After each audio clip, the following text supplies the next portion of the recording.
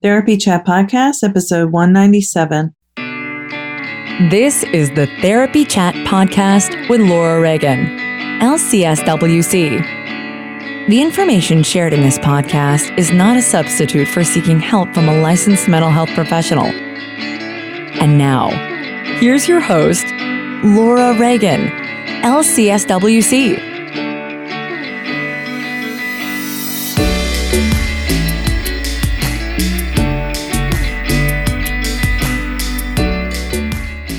Today's episode is sponsored by Therapy Notes.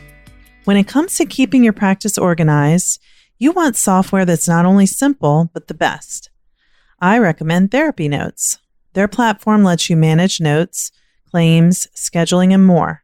Plus, they offer amazing unlimited phone and email support, so when you have a question, they're there to help.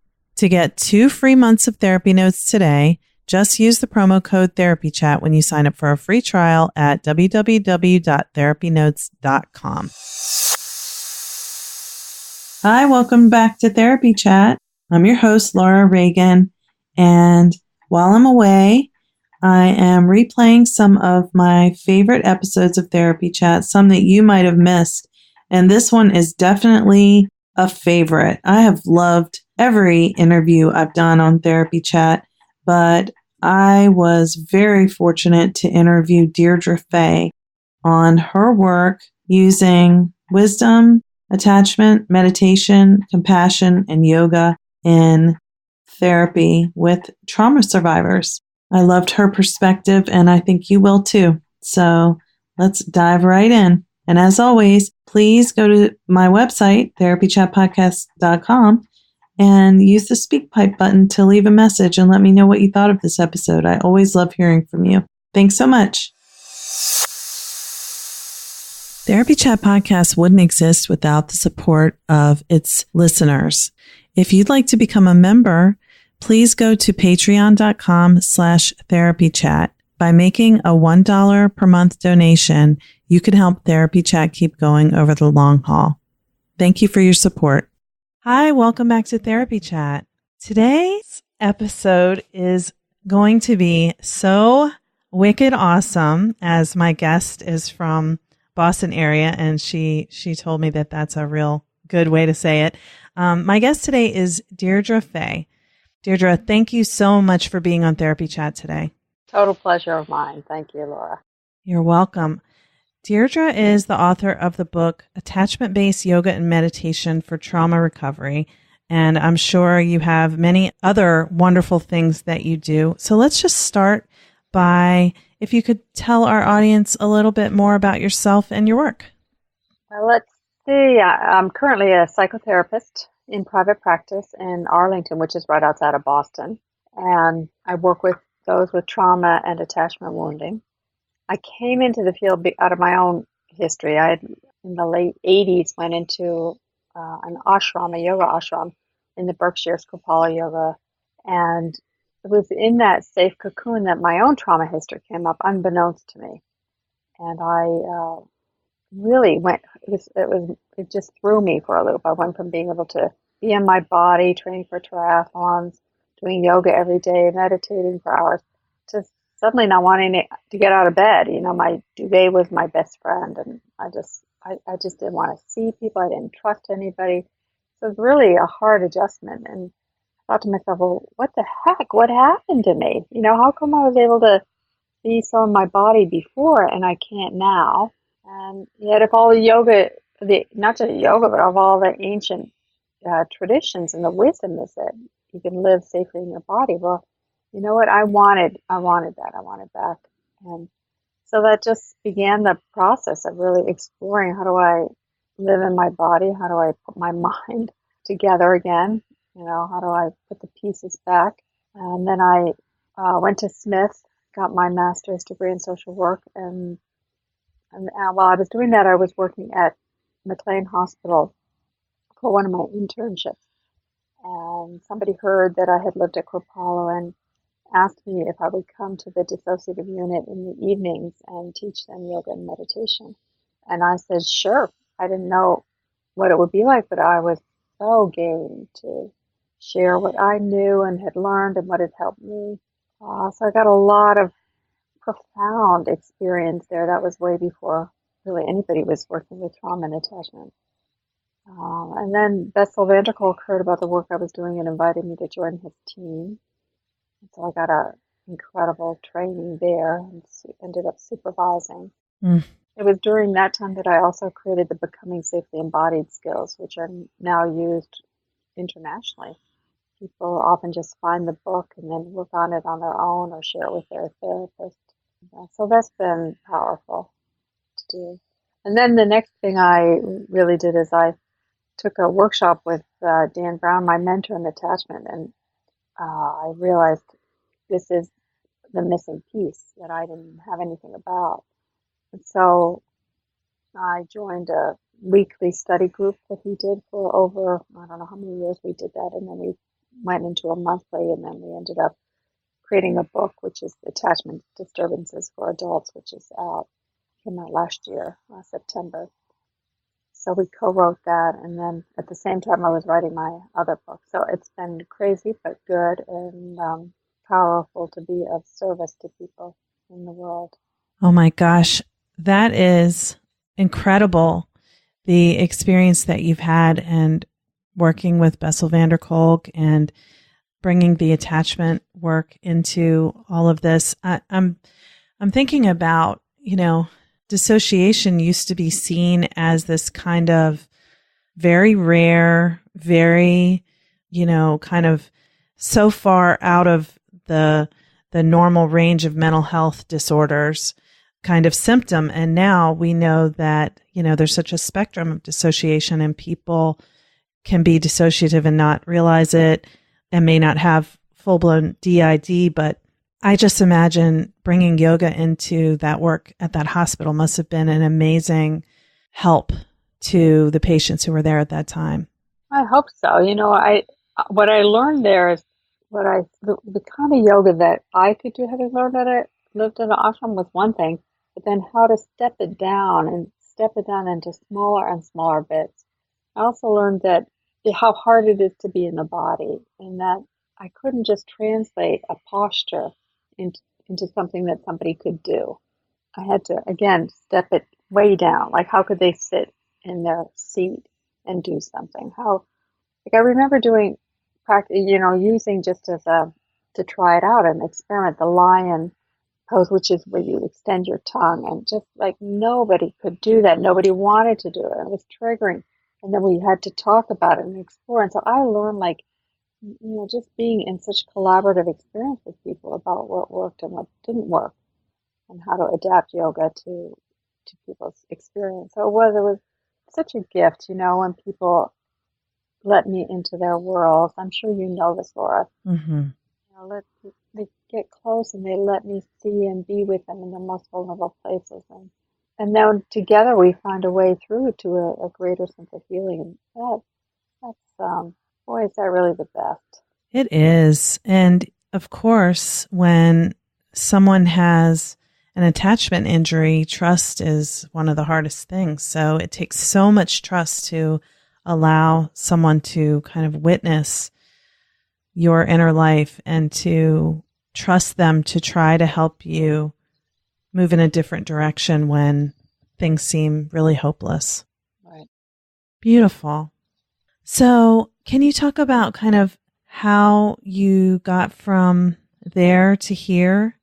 What you're doing now, what you do in your practice? Right. Gosh, that's such a good question, and I don't really have an easy answer. I feel like I just took one step at a time. I mean, there were plenty of times where I thought, I don't know what I'm doing. Why am I doing this? And then I'd be sort of guided to do the next thing. And I guess as a result, I really feel like I'm doing what I'm supposed to be doing in this world, in this lifetime. And if I had my druthers, I might have designed it differently. But I feel like I'm really supposed to be working with changing how we deal with suffering and the transformative power of suffering. And so this upcoming course I'm doing, all the things I've been learned and have been learning. I do a lot of online courses, and one course I'm doing coming up in a few weeks is a course on meditation and how to use it, not sitting in meditation, but how to use the skills of meditation to help healing. And the reason why I'm bringing it up now is this idea of healing trauma is a modern day bodhisattva training. That's really what I have come to believe, that suffering, especially trauma, is something that we can heal from, and that we actually, it's instrumental in bringing out the best in us, which is so convoluted because we think when we're traumatized, we end up feeling the worst about ourselves. But I really believe that in working with it, we can transform that, and the best of us comes out. And it comes out because we're remapping, repatterning inside ourselves what should have been there from the beginning.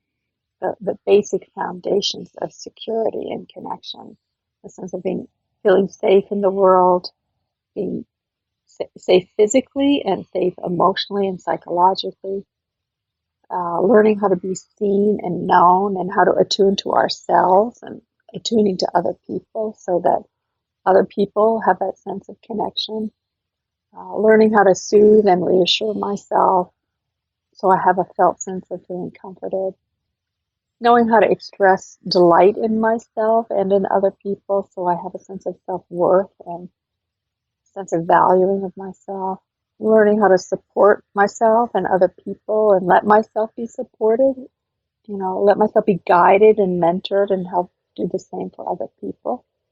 And then probably one of the most important things is learning about conflict and repair, and trusting that conflict is actually to help me get better in the world. It's about healing, it's about the relationship breaking apart so that it can get better and stronger, not so I'm at a loss or devastated. So I think those things are so essential. And those are what brought me to where I am. Yeah, and those concepts you just mentioned, I don't know about the people who are going to be listening to this, but for me, as you express them that way, for some of us, they may be things that we've never thought about at all. Like, do I feel safe in the world? What does that feel like? What does that feel like in my body? And if you've never experienced it because you really don't have a secure attachment and you just don't know what it feels like not to be afraid, it's a pretty much a mind-blowing concept to imagine being emotionally safe. So true. But anyone can get there. It's just a healing process that needs to occur. I agree completely, and I feel so strongly about it that's why I do a lot of the things I do that don't even make that much money. It's just I want to find a way to help create healing in the world, just like you're doing, Laura, and I think so many people are doing. It's a heart-centered, sacred endeavor more than trying to conquer the world. Yeah, it's not about power. No, it's not about power. It's about empowering. There you go, Laura. Mm-hmm. Yes. Oh, gosh, that you're giving me chills. So some of the things that you talk about in this latest book are shame, developmental trauma, attachment, which those three things kind of go hand in hand. Talk about self-compassion, parts work, and yoga therapy. Can you talk a little bit about what people will find in your book and who it's for? All right, that's a good question. Norton Publishing, they asked me to write this book, and they wanted it oriented toward therapists, towards a more academic approach. And I said, well, the only way I'd want to do it is to use my own voice, which I feel like is more heart-centered and more about making sure we all feel connected. And in fact, there's a section in the chapter on shame. The publisher really wanted me to take some of the elements out. Like I was a little, not graphic, but, I feel like I wrote about what it's like to have a shame attack and to be caught in that. And they wanted me to kind of clean it up. And I said, no, it's more important for me that people feel connected to and heard and seen through the writing, that they're not alone, than to whitewash it and make it nicer than it is. So pretty much what's in the book is designed, yes, for therapists, but more for all of us, for people. I try to make the language as understandable and relatable as possible so that the research or the thinking behind it was practical and relatable. Yeah, and because therapists are actually people too, it should work well, because as we read, we don't want to be so clinically detached from the information we're learning that we don't realize that this applies to ourselves as well. Yes. Because I think, for every therapist, we have to be self-aware and self-reflective if we want to be really able to truly connect and help people heal. It's not just like we are doing something to our clients. It's a collaborative process, and we have to be in it as a person too. Right with you on that. But I think, I think there's a little bit of I'm not sure how to say it, like a little bit of a split in the field where there are people that are wanting to be more academic and think about a little bit more removed in the old. I think of it as the old way of doing therapy. And then a whole new area opening where people crave connection and relationship and authenticity and realness, and sort of the wounded healer kind of approach. Not that everybody has to be wounded, but that there's a sense of being connected to the suffering and not above it, not separate from it.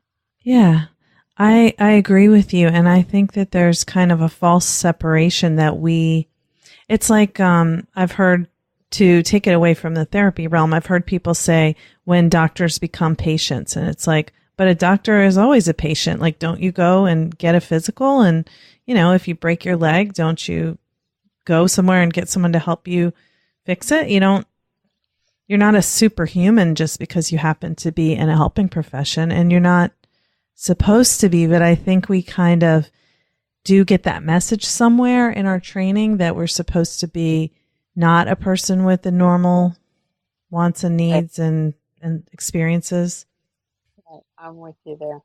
But I mean, we can want not to be real authentic people, but deep inside we still are. You can't you can't hide from it. You're human. Right. Isn't that true? Thank you. We're really connected around that. Yeah.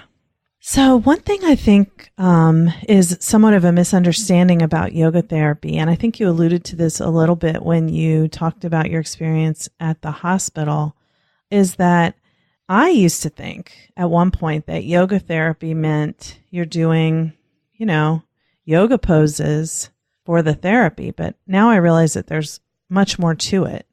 Yeah, the way I look at it, and this might not be true for everything, is that I really believe in, we might call more yoga psychology, the framework around it all, rather than the implementation. I think there's lots of wonderful ways to do the implementation, but for me, it's more important for people to understand the incredible body-based trueness of it, that there is within us and around us and everywhere connecting all of us prana, and that prana is this life force which is literally everywhere all the time through everything, and we can't cut it down, we can't shut it down.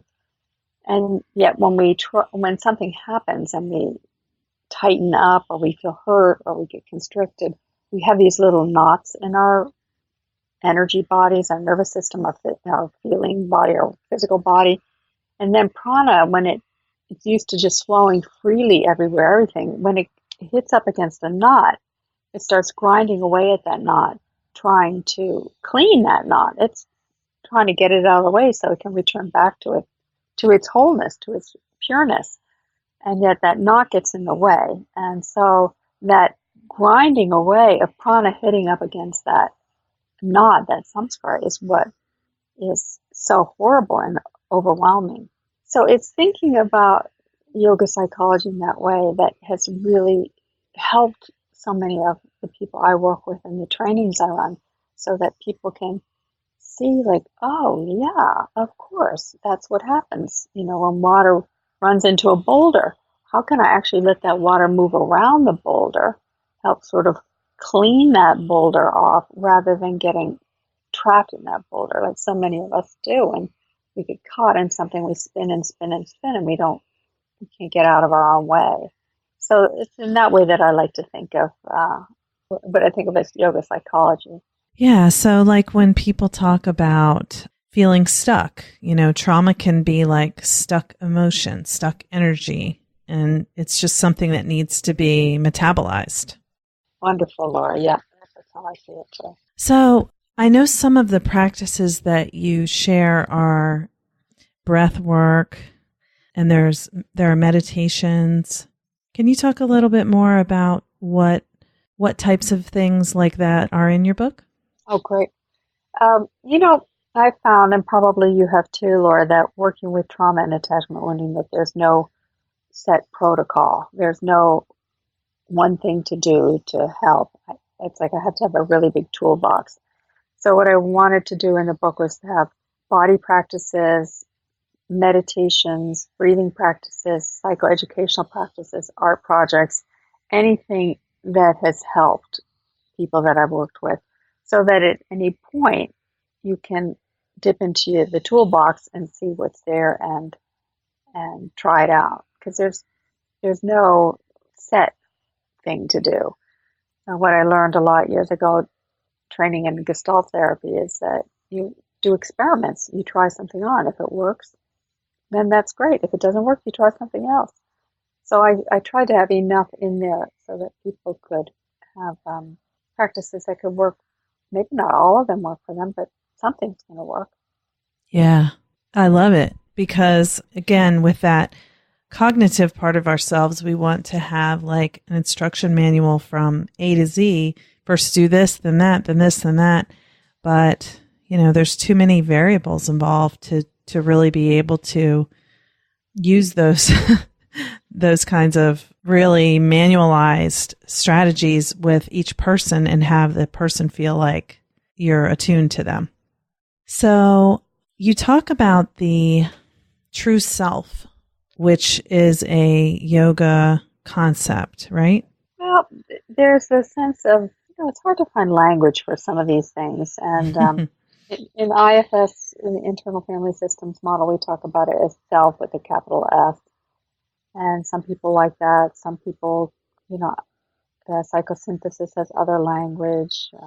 And I really didn't know what the right language to fall down on. In yoga, there's the idea of the Atman, which is there's many different levels of the soul, and the Atman is the highest, most, you can call it the most identified with this physical presence. And so there's that idea. And I thought, well, how do I say this? How do I communicate this and find a simple word? So, I was trying to find language that would fit across the board and not be exclusionary. And that's why I chose that. Yeah.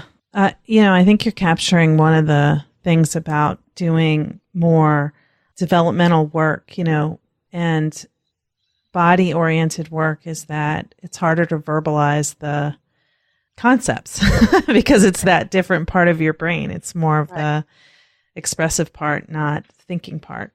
Right.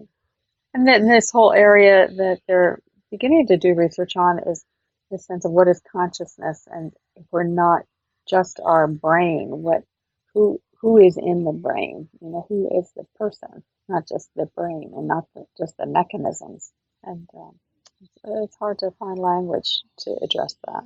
Yeah, those are some really complex things to think about for sure.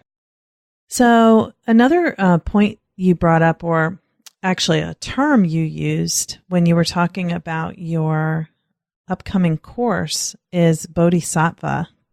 Can you tell people what a bodhisattva is for anyone who isn't familiar with that? Sure. A bodhisattva is somebody who has gone through the fire of suffering and emerged with compassion. And in fact, they are the Buddhas of the world that have chosen not to leave their bodies, but to stay and work on this plane with people to help other people heal, to be able to be with their suffering. And I really have come to believe that that's what, as I said earlier, that's what trauma is. Trauma is a doorway through which people can get to know their own suffering, but move through it, awaken to who they are, awaken to the power of their own compassion, their compassionate heart. And I really believe that any of those of us who've suffered in any form, that we are being called to create a foundation of healing and compassion in the world. And we're going to need it because there's so much difficult stuff going on in the world and so much acute suffering. And so I really feel like we're being asked from a greater force, from our own hearts that have chosen this to help. So that's what I think bodhisattvas are. The whole idea is how to use trauma as a transformational tool. That's such a beautiful way of looking at it, because no one would choose, right. No one wants to have experienced trauma. Right. There's nothing enjoyable about it. And there's no desire to diminish how painful and unfair it is to have experienced trauma. Right. And yet, because there's no all or nothing, even those traumatic experiences can be something that can enrich our lives. Yes, absolutely. I absolutely believe that. And there was a time I was training in yoga in India, and it's hot, and they're sitting on concrete, and it's crowded, and it's not a comfortable environment. And I remember I was kind of spacing out, but there was the guru who was teaching us told a story. And I write about this in the book. I something about that story. I just snapped out of my reverie and listened. And he was saying this story about how in the Upanishads, which is one of the great texts of yoga, that the fetus is given its sort of instructions on what it's meant to do in this lifetime. And then through the pain and suffering of birth and coming through the birth canal, of being emerging from the body and transitioning from the mother's body into regular life, they forget what those instructions are, and that the rest of our life is trying to remember that. It's all this huge process of remembering, who am I supposed to be? What am I supposed to do? And from that point of view, the idea is that from our highest self, the Atman, the most evolved sense of ourself, we actually choose a lifetime and a set of circumstances to take birth and to learn some lessons. And there's that cosmology has some good points and some not good points.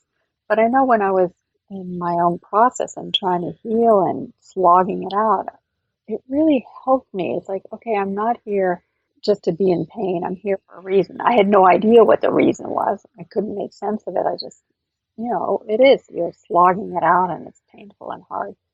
But it made a difference to me to think that I'm not here just to be in pain. I'm here to learn how to befriend this pain and this suffering so that something else could emerge, even if I don't quite know what that something else is. Yeah. I think one way that people think about that is what meaning can you make of the suffering you've experienced? Right. Yes, indeed. Because if it was for no purpose and it's just for you to be miserable and feel horrible and suffer in pain, right, that's hopeless feeling. That feels terrible. Let's just give it up. Right. I think that's where people are like, well, what's the point? And I think, trauma can really make you feel like there is no meaning and there is no purpose. And so if you can get connected with what purpose there could be, I think it can be very healing just to be able to even have that perspective. I'm so with you. Yeah. So not to put you on the spot, but what would you say to someone who might be listening who is in that place kind of where you were when you had all of your trauma kind of come crashing down on you when you were at Kripalu? And and they're not seeing how things could get better. What suggestion might you have for someone in that situation? One of the things we all have to keep doing, whether we're in the most acute of our pain or at any point in life, is learning how to separate out the positive and the negative and turn toward the positive. One of the stories I tell is that I have a geranium in my office which has the most beautiful leaves. I just love them. And it's across the room from me, just in front of the window. And usually clients sit somewhere in that area. So when I would sit and be talking to people and listening to them, I would watch how my geranium would keep turning toward the window. And as many times as I would turn the geranium around to face me so I could see its beautiful leaves, by the end of the day, the leaves had turned back around toward the light. And someday it just dawned on me, I thought, oh my God, that's what I need to do. That's what we need to do. We need to all turn for the warmth and the nourishment and just open to that and drink that in. And I thought, what would that be like? What's it like to, instead of turning toward the dark or the sadness or the grief, what's it like to turn toward the light and the warmth? And then can I actually not just turn toward it, but can I open up and receive that deeply into it? Can my cells be changed? Photosynthesis is the whole idea of what happens in a plant, but that means that not only are they exposing themselves to the light, but they have these receptors that allow taking that light in and that warmth and transforming it inside. And that's what I say to myself even now, and that's what I would say to anybody, is that even when you're suffering, find even 1%, one thing. The reason that you're listening to this podcast is you're looking for help. Let yourself reach for help. Let yourself reach for whatever warmth or kindness. But not only that, can you take that into your body? If you hear something that you resonate with it, what's that like to take that resonance from outside and bring it inside? Can your little baby toe on your left foot, can it feel that resonance and tingle with it? And can your heart open? Can your spine relax around it? It's like the remembering that there is love and everything is not just the pain. Mm-hmm. That's right. And from that, we look at yoga. Yoga says the prana is always trying to return us back to ourselves. That's its only goal. That's the only reason prana exists, is to return us back toward ourselves, to be one with everything.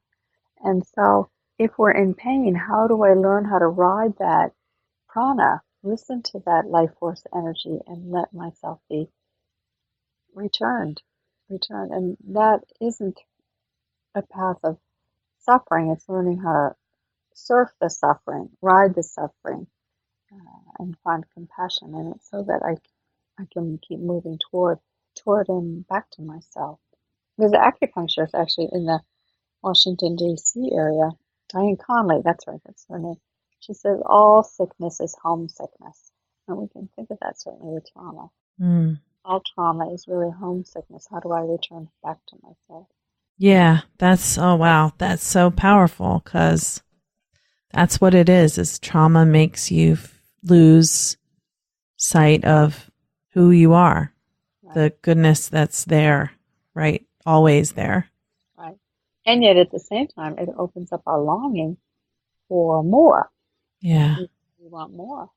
Oh, this is some really good food for thought. I know people are probably like, whoa. Oh, no. Didn't mean to freak you out. In a good way.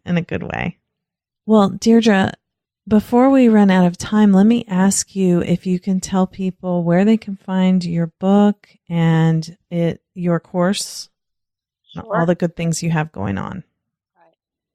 Right. My book is on Amazon. That's the easiest way to get it. My first name is hard to spell, so because there's too many R's in there. But or you can look on my website, dfay.com, and you can find a link for the book there. You can also sign up for my mailing list there, which is where you get all the information on the courses. I do this upcoming course on meditation skills, and then I do the Becoming Safely Embodied online course I'll run in the fall, and then I do a lot of other trainings and things that are all on there. So love to be in touch with people and connect. Always, that's such a deep pleasure of mine. I'm definitely going to check out your courses, and the Becoming Safely Embodied has definitely piqued my curiosity. So I need to find out more about it. Great. Love to have you there. Well, I will put a link to your website and all the resources you mentioned in the show notes for this episode so everyone can go and find it, because I know you said your course starts very soon, and this is going to air on July 13th, 2017. So when will your course start? Registration is opening I think we're opening it on the 20th. I just talked to everybody yesterday. It's Thursday the 20th. If all goes well, that's when it's open. And then it'll probably start the Friday after. There'll be pre-course material on there, but then it'll start after that. Wonderful. Well, I hope some people who are listening will take advantage of the opportunity to sign up for that. I'm probably going to be one of them. So, Deirdre, thank you so much again for being on Therapy Chat today. Thank you, Laura. Such an incredible honor and pleasure. Today's episode is sponsored by Therapy Notes. Being a therapist in private practice, there is a lot to keep track of. I know for me, as an owner of a group practice now with 5 clinicians, including myself, I would not be able to manage my practice without my EHR system, and I use Therapy Notes. And we use Therapy Notes for scheduling, billing, and managing all the clinical documentation. If you're a therapist who's thinking about getting an EHR for your practice, I highly recommend Therapy Notes. Get 2 free months by going to therapynotes.com and using keyword Therapy Chat. That's therapynotes.com and use the promo code Therapy Chat. Just another reminder that if you'd like to become a member of Therapy Chat, supporting the podcast while receiving fun member perks and being able to communicate with me one-on-one, go to patreon.com/therapychat. If every subscriber donated just $1 per month, Therapy Chat would be able to keep going strong indefinitely. Thanks so much for your support. Thank you for listening to Therapy Chat with your host, Laura Reagan, LCSWC. For more information, please visit therapychatpodcast.com.